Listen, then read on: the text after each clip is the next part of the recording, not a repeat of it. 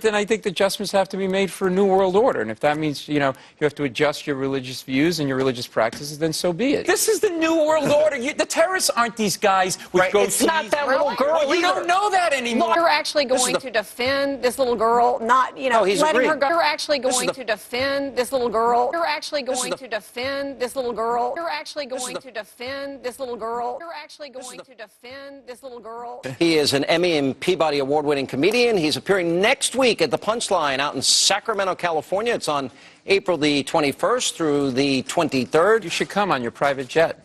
Oh. I don't have a private jet. Do you? He also works on The Daily Show with Jon Stewart. What's Stewart like in real life? You like him? Yeah, he's a very nice. He's a big fan of mine. I can just tell by watching the show. So anyway, so we all go through the groping, fondling, grabbing, touching, squeezing, whatever it happens to be. All right. By the way, I don't really care. You can do whatever you want to me, except I prefer to go through...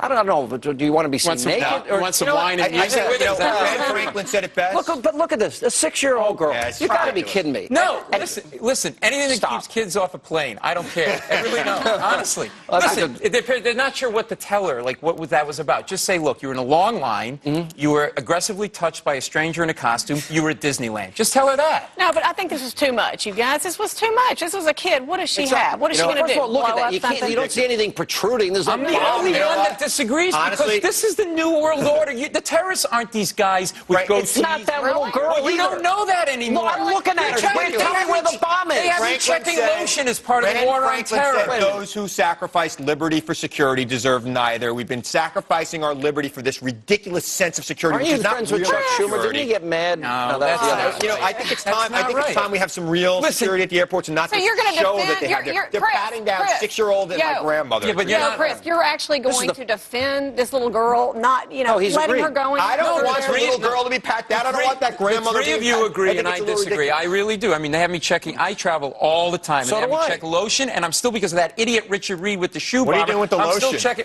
Well, I don't want to go there. It's a family show. That wasn't me. Look, I have a kid. It's unsettling to see it, but I'd rather that right now because I think you're right. We're not sure where it's coming from, and it's certainly not coming from the typical terrorist guy that we all think of in our minds. But I think we should profile. I think we should profile. What about that? I think that there are certain people that, I mean, come on. All right, so we're going to give more attention to an exchange student from Yemen than we will a 6-year-old girl or a 90-year-old grandmother. We should. We should, unless the grandmother has a little bit of a beard, which is possible at that age. That is so wrong. That is so wrong. I'm Italian. I can say that. With that? That was so wrong. But don't you think when they see when the terrorists are standing on the sidelines? I hope your grandmother hears this. She did. She did. She just rolled over in a grave. it. When the terrorists see us checking lotion and shoes and part of the war on terror, I feel like they're standing off to the side going, look at them checking lotion and shoes. They have no idea we're going to blow them up with bobby pins and M&Ms. Like, they are so far ahead of where we are anyway. They're not, because we actually fought this battle for 8 years, and while people on the left demonized it, we've been very effective. Now, with all that said, there are people out there that hold this Islamic extremist view.